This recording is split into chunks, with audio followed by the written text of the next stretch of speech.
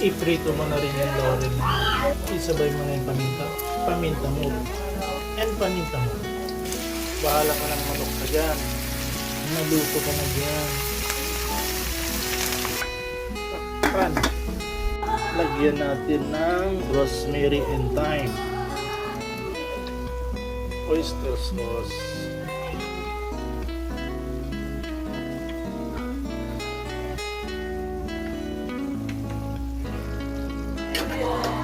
Kung lalagyan din na ng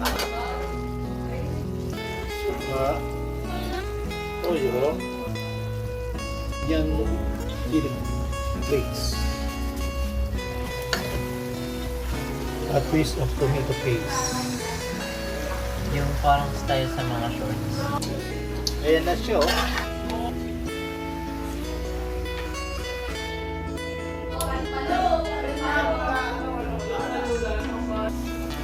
Olive oil, compliments from my brother Duke Daniel.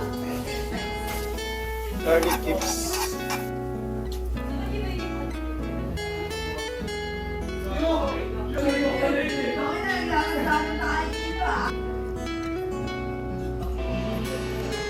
Yan ang ating chicken adobo.